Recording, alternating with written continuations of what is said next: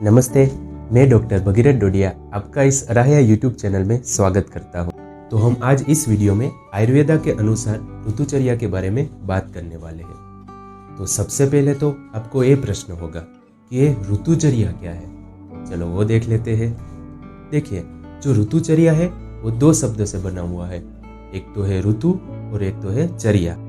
अब ऋतु यानी कि सीजन और मौसम, और चर्या यानी कि खाने पीने का और जीवन शैली का एक नियम।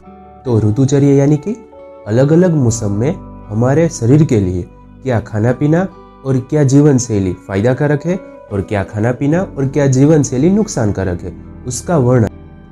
अब हम आगे बढ़ने से पहले आयुर्वेदा ने जो ऋतुओं के नाम दिए हैं वो हम जान लेते हैं। आयुर्वेदा के अनुसार कुल 6 ऋतुएं आती है, जैसे कि शिशिर, वसंत, ग्रीष्म, वर्षा, शरद और हेमंत। अब हम ये सभी ऋतुएं अंग्रेजी महीनों में कहाँ कहाँ पे आती है वो जान लेते हैं।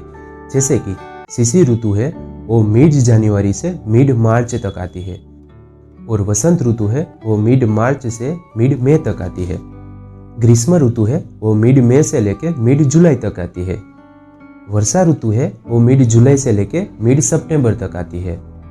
शरद ऋतु है वो मिड सितंबर से लेकर मिड नवंबर तक आती है, और हेमंत ऋतु है वो मिड नवंबर से लेकर मिड जनवरी तक आती है।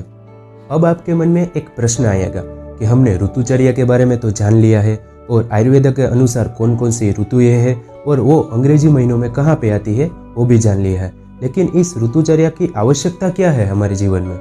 देखिए, जैसे जैसे ऋतुओं में बदलाव आता है वैसे वैसे वातावरण में भी बदलाव आता है।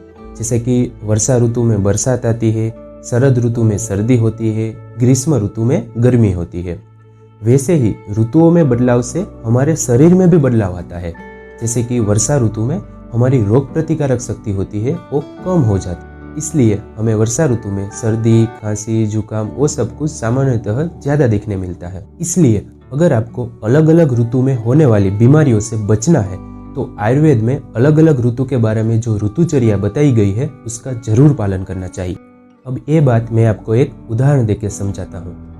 हम सबको क्या लगता है कि जो केला होता है वो हम पूरे साल ले सकते हैं, क्योंकि उसमें कैल्शियम, पोटेशियम, आयरन की मात्रा बहुत ज्यादा होती है।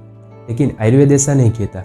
आयुर्वेद के अनुसार कोई भी चीज लेने का एक निश्चित समय होता है, निश्चित ऋतु होती है।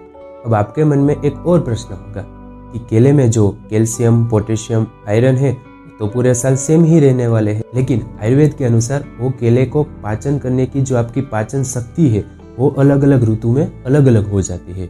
इसलिए जो केला एक ऋतु में आपके लिए फायदा कारक है वो ही केला दूसरी ऋतु में आपके लिए नुकसान कारक भी हो सकता है, क्योंकि दोनों ऋतुओं में आपकी जो पाचन शक्ति है वो अलग अलग होती है। इसलिए अगर आपको हेल्दी रहना है तो आयुर्वेदा के अनुसार जो अलग अलग ऋतु में ऋतुचर्या का वर्णन किया है वो जानना बहुत ही आवश्यक है।